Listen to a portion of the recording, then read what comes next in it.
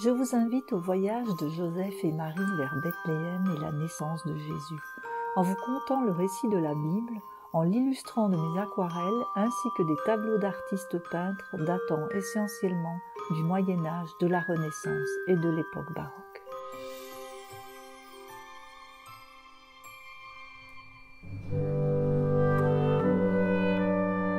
Naissance de Jésus à Bethléem, contée dans l'Évangile de Luc 2. À cette époque-là parut un édit de l'empereur Auguste qui ordonnait le recensement de tout l'Empire. Ce premier recensement eut lieu pendant que Quirinius était gouverneur de Syrie. Tous allaient se faire inscrire, chacun dans sa ville d'origine. Joseph aussi monta de la Galilée, de la ville de Nazareth, pour se rendre en Judée, dans la ville de David appelée Bethléem, parce qu'il était de la famille et de la lignée de David. Il y alla pour se faire inscrire avec sa femme Marie qui était enceinte.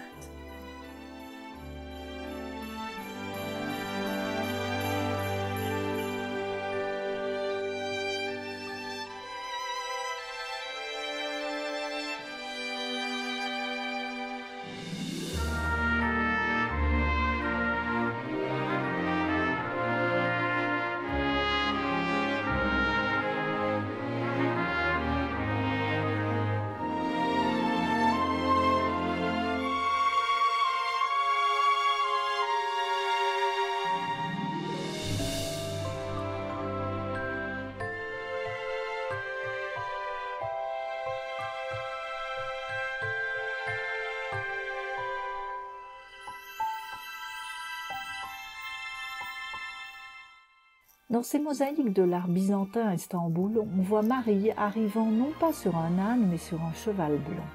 Dans la seconde, ils arrivent auprès du gouverneur Quirinius pour se faire inscrire lors du recensement. Dans ce tableau, Peter Bruegel l'Ancien actualise le texte biblique dans sa propre époque. Du coup, il met en scène un paysage hivernal contemporain des Flandres.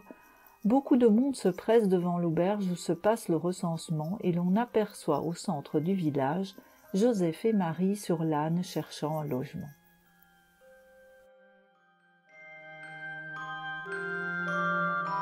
Pendant qu'ils étaient là, le moment où Marie devait accoucher arriva, et elle mit au monde son fils premier-né.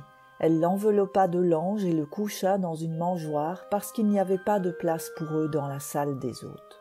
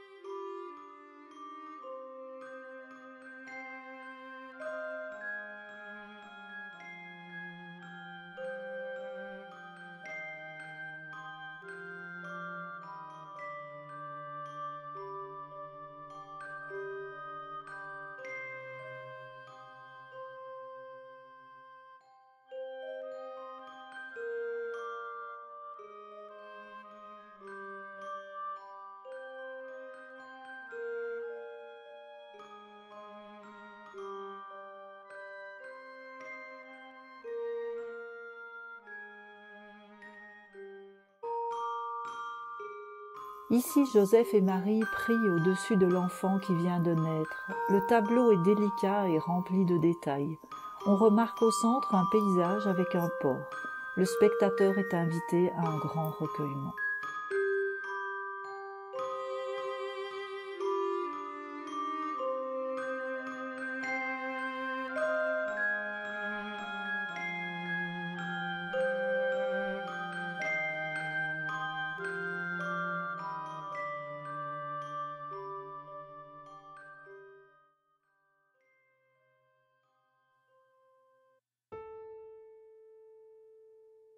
Il y avait dans la même région des bergers qui passaient la nuit dans les champs pour y garder leurs troupeaux.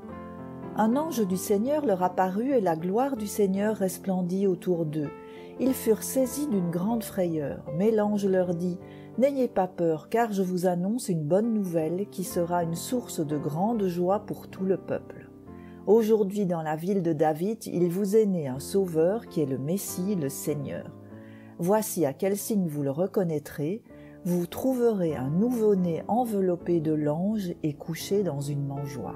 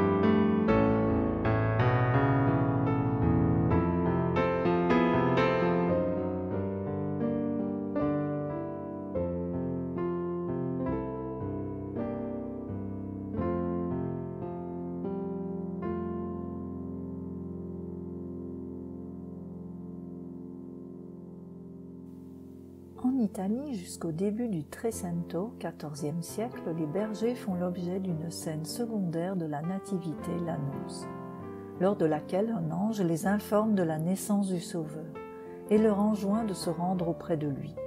Cette scène des bergers rendant hommage au nouveau-né est en fait une invention picturale de Taddeo Gaddi aux alentours de 1330. Les bergers ainsi intégrés au moment principal de l'action accèdent au premier plan de la scène, la nativité se transforme en adoration des bergers, représentant parfois le pauvre, parfois le pèlerin.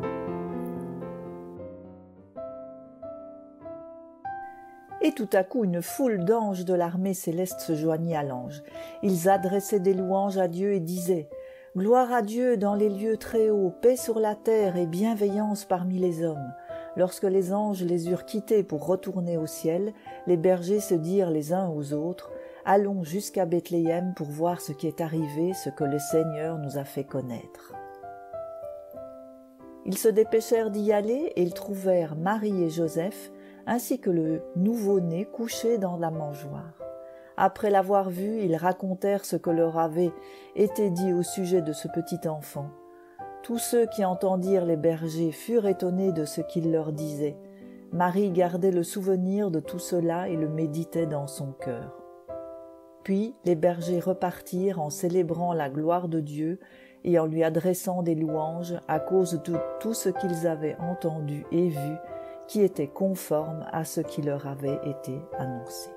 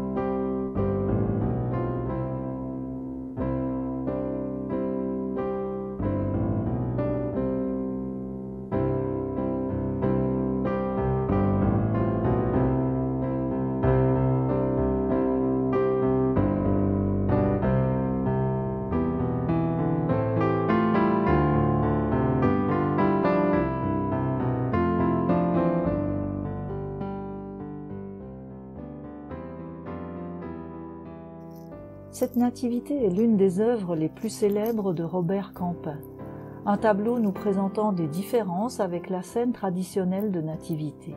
Ici, les bergers apparaissent par une fenêtre de l'étable, le bœuf tourne le dos et ne réchauffe pas l'enfant, et Joseph a une place principale tenant un cierge. On voit en arrière-plan un paysage rappelant la Flandre ou la Bourgogne.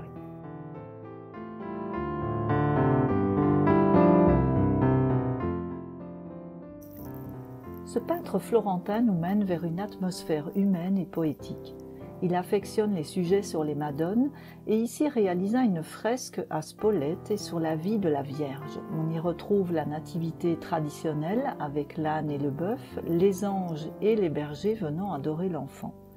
Joseph, Marie et Jésus sont dans une étable entourée d'une construction dont une partie est en ruine. À droite, on peut voir l'épisode d'Annonciation au berger. Filippo Lippi a été le maître de Sandro Botticelli, dont nous voyons un des tableaux, la Nativité mystique. Le thème du tableau est une vision de la Nativité du Christ, interprétée comme une adoration de l'enfant avec Marie, les bergers et les mages entre des chœurs d'anges. On peut voir dans le haut du tableau une ronde de 12 anges représentant vraisemblablement les 12 mois de l'année. Les couleurs des vêtements se répètent rythmiquement. Ce tableau correspond à la période de renoncement de Botticelli tentée par l'expérience de Savonarola. Au niveau de la scène en général, beaucoup d'anges sont présents, plus que les humains. Et ici, Joseph est associé à la sagesse, la réflexion philosophique. Il est d'ailleurs souvent représenté alors endormi ou en position de penseur. Voici un tableau du maître français Charles Lebrun, peint à la fin de sa vie pour Louis XIV pour le château de Versailles. Au centre, la lumière entoure l'enfant, mettant en avant ses traits et son âme. L'entoure une belle envolée d'anges dans des jeux de tissus et les regards d'adoration et d'émerveillement vers l'enfant nouveau-né. Et pour terminer, la naissance de l'enfant révélée dans toute sa simplicité, le peintre ici nous partage son style fait de transparence et de lumière, un beau moment de méditation.